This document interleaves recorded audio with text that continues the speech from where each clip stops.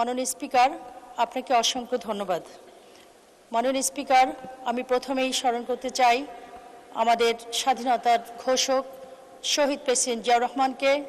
আমি শ্রদ্ধা ভরে স্মরণ করি প্রয়াত নেত্রী দেশনেত্রী বেগম খালেদা জিয়াকে এবং শহীদ নাজমুল ইসলাম সহ সকল শহীদের আত্মার মাগফিরাত কামনা করছি। আমি ধন্যবাদ জানাতে চাই আমাদের গণপ্রজাতন্ত্রী বাংলাদেশ সরকারের প্রধানমন্ত্রী জনাব তারেক রহমানকে, যিনি আজকে আমার এখানে দাঁড়িয়ে কথা বলবার সুযোগ করে দিয়েছেন। মাননীয় স্পিকার, আমি ফুলের অঞ্চলের মানুষ। সবাইকে ফুলের শুভেচ্ছা জানিয়ে ফুল দিয়ে আমার প্রথম বক্তব্য শুরু করতে চাই। মাননীয় স্পিকার, ৭১ বিধিতে আমার উত্থাপনীয় বিষয় যশোরের ফুল চাষকে পূর্ণাঙ্গ কৃষি পণ্য হিসেবে স্বীকৃতি প্রদান এবং ফুল সংরক্ষণ ও রপ্তানি সহ বাণিজ্যিকরণের প্রয়োজনীয় উদ্যোগ গ্রহণ প্রসঙ্গে। মাননীয় স্পিকার, ফুল পবিত্রতা ও সৌন্দর্যের প্রতীক। সামাজিক ও ধর্মীয় অনুষ্ঠান সহ বিভিন্ন সৌন্দর্য বর্ধনমূলক কাজে এর ব্যাপক ব্যবহার রয়েছে। আমার নিজ জেলা যশোরের ঝিকরগাছা দেশের বাণিজ্যিক ফুল চাষে প্রধান কেন্দ্র।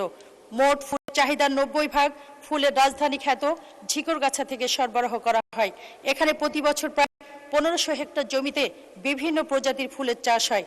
এ খাতে সম্পৃক্ত কৃষকের সংখ্যা প্রায় ১৫,০০০ এবং প্রত্যক্ষ পরোক্ষভাবে জড়িত রয়েছে লক্ষাধিক মানুষ। বার্ষিক লেনদেনের পরিমাণ ৫০০ কোটি টাকা, যা স্থানীয় অর্থনীতিতে এক বিশাল বিপ্লবের সম্ভাবনা তৈরি করছে।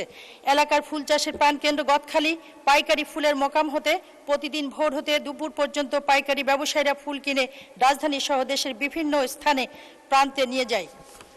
মাননীয় স্পিকার, তাই যশোর জেলার ফুল চাষ আজ শুধু সৌন্দর্যের প্রতীক নয়, বরং একটি শক্তিশালী কৃষিভিত্তিক শিল্পে পরিণত হয়েছে।